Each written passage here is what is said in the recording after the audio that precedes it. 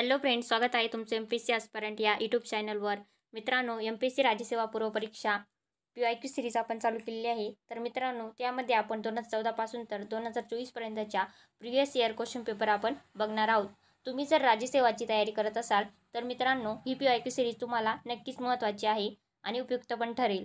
तर मित्रांनो, आयोगाने कशा प्रकारचे प्रश्न विचारलेले आहे आणि आयोगाचा कोणत्या टॉपिकवर भर आहे, या PYQ सिरीजमधून ते पॉईंट तुमचे नक्कीच कव्हर होतील.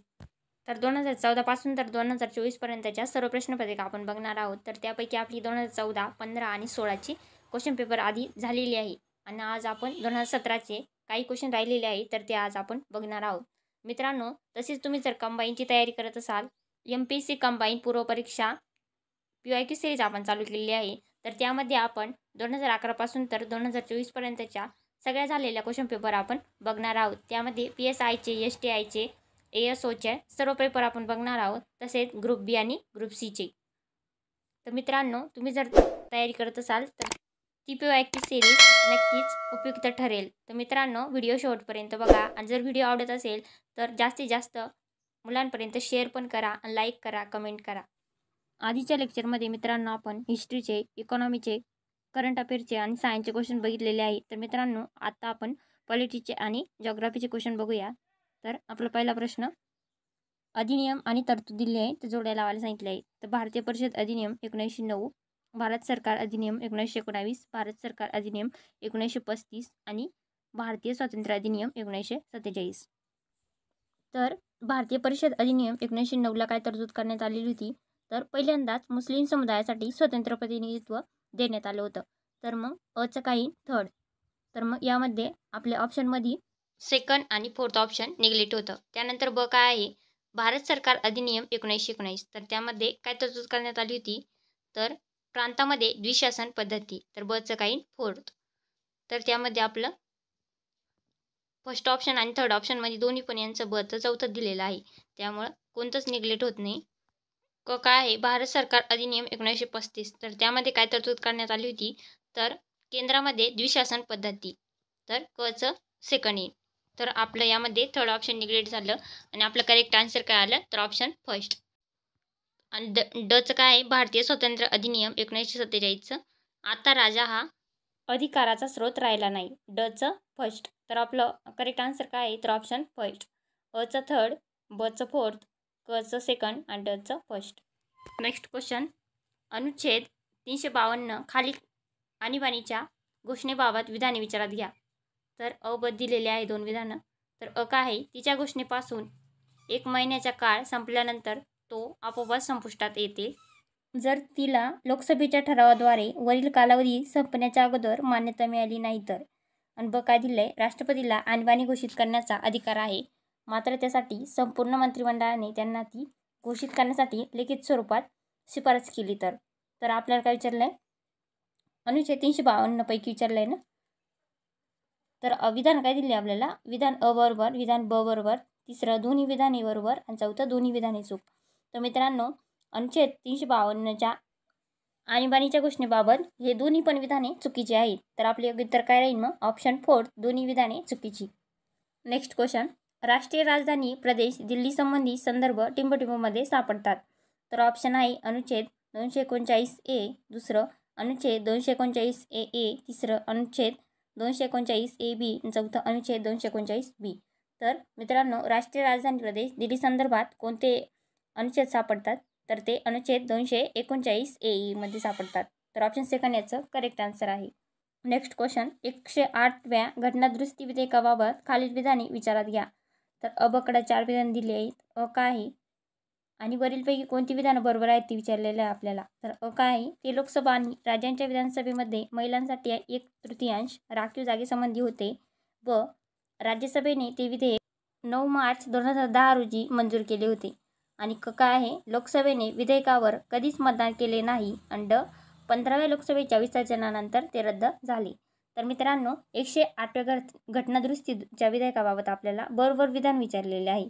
तर पर्याय उत्तर काय आहे, फक्त अ, ब आणि ड, दुसरं फक्त ब, क आणि ड, तिसरं फक्त अ, ब आणि क आणि चौथं अ, ब, क आणि ड.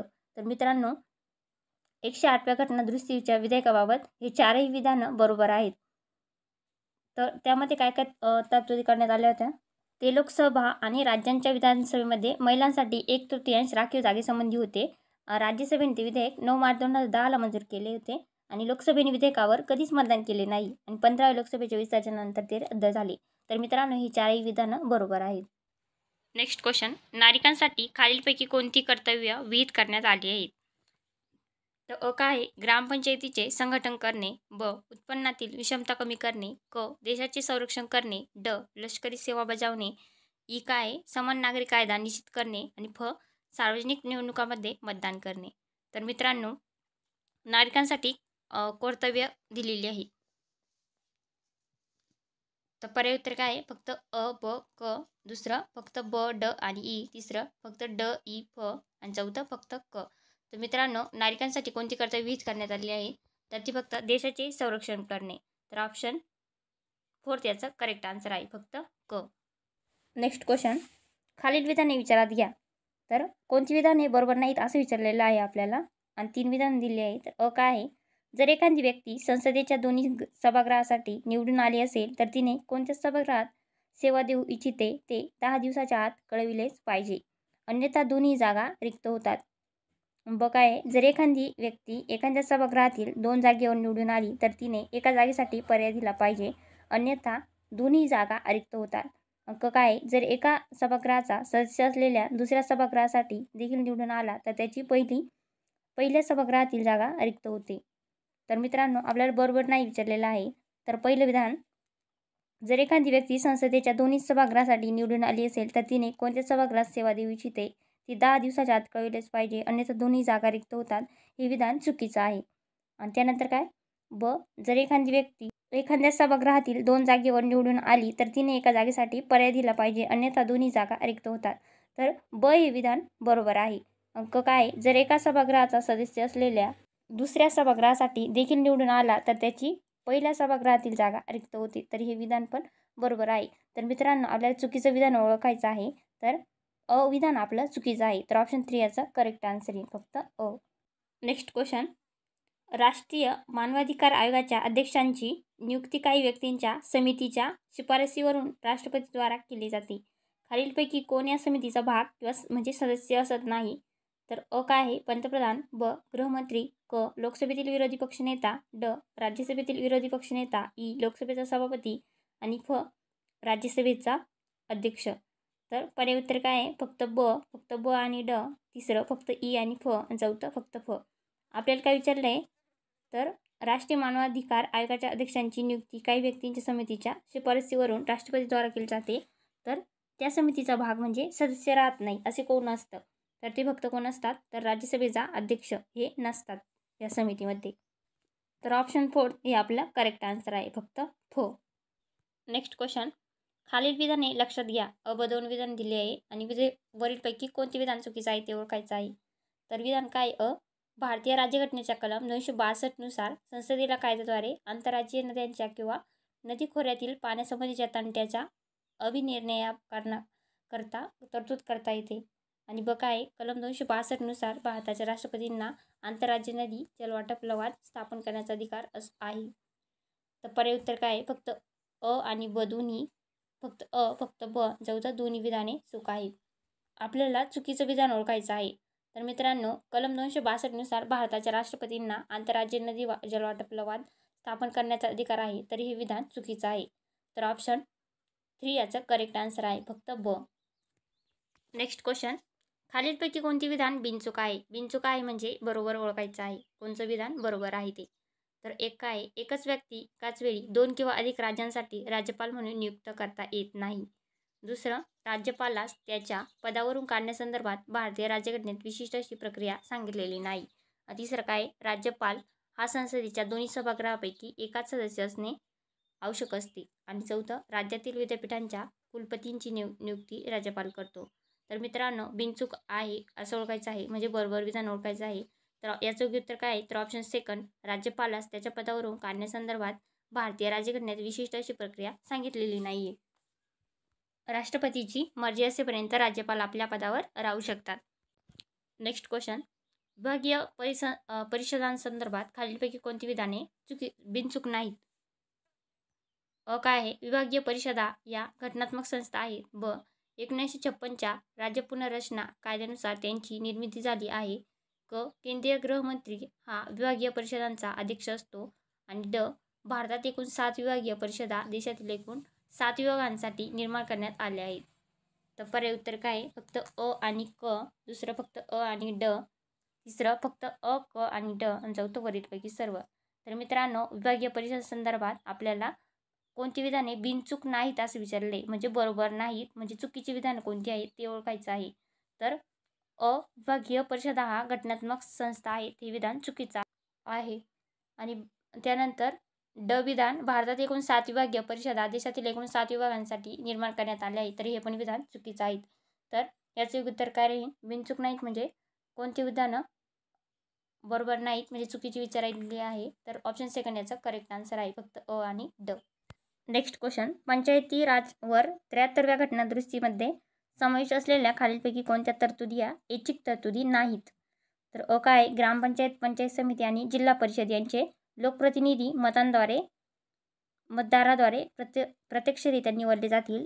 काय, पंचायत राज्य संस्थांना आर्थिक अधिकार देणे, ज्यामध्ये त्यांना कर, जकाती व पथकर लावण्याचा, वसूल करण्याचा आणि वापरण्याचा अधिकार समाविष्ट असेल.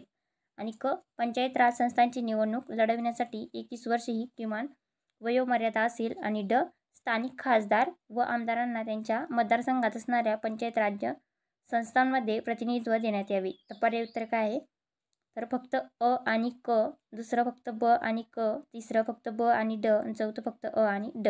तर मित्रांनो, आपल्याला काय विचारलं आहे, तर पंचायती राजवर 73व्या घटनादुरुस्तीद्वारे समावेश असलेल्या कोणत्या तरतुदी या ऐच्छिक तरतुदी नाही? तर याचं उत्तर काय आहे, तर ऑप्शन फर्स्ट, फक्त अ आणि क.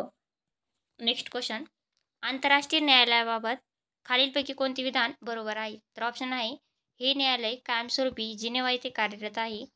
सेकंड, त्यांच्यापुढे आलेले सर्व प्रश्न उपस्थित न्यायाधीशांच्या बहुमताने सोडविणे जातात. तिसरं, न्यायाधीशांची निवड ही 6 वर्षांच्या कालावधीसाठी होते. चौथं, निवृत्त न्यायाधीश पुनर्निवडणुकीस पात्र नसतात. तर आपल्याला बरोबर विधान कोणतं आहे ते ओळखायचं आहे. तर ऑप्शन सेकंड याचं करेक्ट आन्सर आहे. त्यांच्या पुढे आलेले सर्व प्रश्न उपस्थित न्यायाधीशांच्या बहुमताने सोडवले जातात. तर हे विधान बरोबर आहे. नेक्स्ट क्वेश्चन, 17व्या एशियाड खेळातील पदकांबाबत खालीलपैकी कोणते विधान बरोबर आहे? तर काय, यजमान जपानने 2रे स्थान प्राप्त केले. दक्षिण कोरिया पदकाच्या संख्येनुसार प्रथम स्थानिक होता. भारताने 59 पदकासह 5वे स्थान प्राप्त केले. तर याचे उत्तर काय आहे, कोणते विधान बरोबर आहे असं ओळखायचं आहे. तर वरीलपैकी एकही विधान हे बरोबर नाही. तर ऑप्शन 4 याचा करेक्ट आन्सर आहे. नेक्स्ट क्वेश्चन, जोड्या जुळवा. काय, land of cakes, land of canals, land of 1000 lakes, land of white elephants. तर याचे उत्तर काय आहे, तर ऑप्शन फर्स्ट. तर लँड ऑफ केक्सचं काय आहे, तर स्कॉटलँड, लँड ऑफ कॅनॉल्सचं नेदरलँड, लँड ऑफ 1000 लेक्सचं फिनलंड, आणि लँड ऑफ व्हाईट एलिफंटचं थायलंड.